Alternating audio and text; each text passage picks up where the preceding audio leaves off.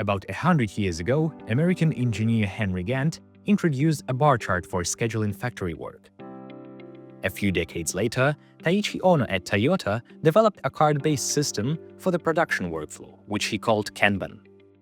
Both tools survived into the digital age and became two of the most widely used instruments in project management. Nowadays, you can find apps built around at least one of them, but to show them both, we'll use GanttPRO, a platform where Gantt chart meets Kanban. A Gantt chart is a bar diagram built on two axes. The task titles and additional fields are stacked vertically on the left, while their schedule unfolds horizontally. Each task is a colored bar that sits exactly where it belongs in the schedule. That simple structure lets you see at a glance the start and end date of every task, who is assigned to it, how long it takes and what the completion progress is, which tasks depend on others, and where the project milestones sit. The whole point of a Gantt chart is to show the big picture of your project while providing a comprehensive planning environment. Dependencies are especially important here as they turn a stack of tasks into an interconnected system. A Kanban board works differently. Instead of a timeline, you get vertical columns, typically to do, in progress, done, and closed. Each task is represented with a card that you move from left to right as work advances. Since our Kanban board is linked to the Gantt chart, each card inherits its dates, although typically a Kanban doesn't have them. The main focus is on the flow. How many tasks are moving, how many are stuck. The columns can reflect any stages of your workflow, and you can add as many as you need. The board gives a real-time snapshot of what the team is working on right now, not what they're supposed to be doing a month later. Now that we know the theory, let's see the practical side. A Gantt chart is a universal solution for almost every sphere, from manufacturing to marketing and IT projects. Yet its clearest use case is certainly construction. Take this hotel construction project as an example. It spans 2 years and covers everything from interviewing the team to architectural design and furniture installation. Tasks here are all different from each other. They have fixed durations, and the whole project is scoped up front. Moreover, each phase is locked to the one before it. You can't launch guest services before the rooms are ready. A Gantt chart handles this perfectly. It allows you to organize diverse tasks in an orderly hierarchy and arrange them on a timeline from the very beginning to the end of your project. Nevertheless, a Gantt chart can vary from tool to tool. In some apps, it only serves as a complement to other features. But here at GanttPRO, we aim to create the most powerful solution on the market.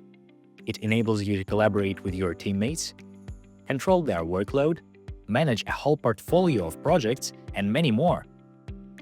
To sum it up, a Gantt chart is a perfect comprehensive tool for high-level project management. On the downside, building a detailed chart from scratch takes hours, especially on complex projects. Even though it's just a minor inconvenience, there are modern solutions to it. For example, AI project makers. The one in GanttPRO can get you to a working structure in minutes. Alternatively, you can take advantage of the many Gantt chart templates available on the platform. Try the two options by the links in the description and choose yours. The second issue is visual clutter. As the number of tasks grows, the chart could get harder to read. In such a case, try using word breakdown structure. It allows you to decompose the project into manageable chunks, so the chart stays clean.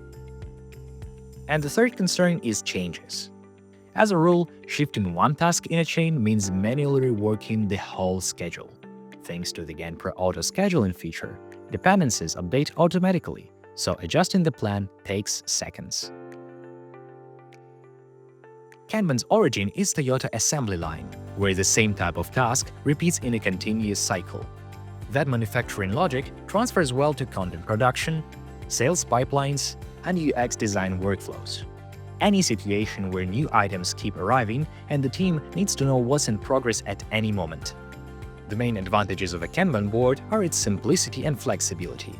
The setup is fast. You can literally start with a whiteboard and sticky notes. When priorities shift mid-week, you just move the cards. And it also boosts awareness. Every team member can see what their colleagues are doing now.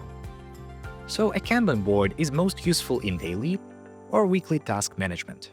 which is why it's commonly used in agile workflows worldwide. However, this tool has its disadvantages too. First of all, its planning range is limited.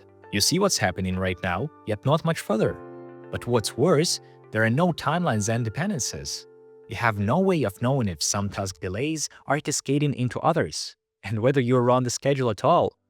Fortunately, GanttPRO fills these gaps. You can either click the card and see the necessary details, or switch to the Gantt chart view to find all the lacking information.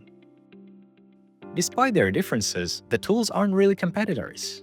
In fact, they operate at different levels, which means they can complement each other. Use a Gantt chart for the project as a whole. Phases, milestones, dependencies, while the team's week-to-week workload can be managed on a Kanban board. In GanttPRO, both views live inside the same tool, so you can switch between them without losing data. Time to put this knowledge into practice. Check the description below for useful resources and a link to free GanttPRO trial. If you have any questions left, don't hesitate to drop them in the comments.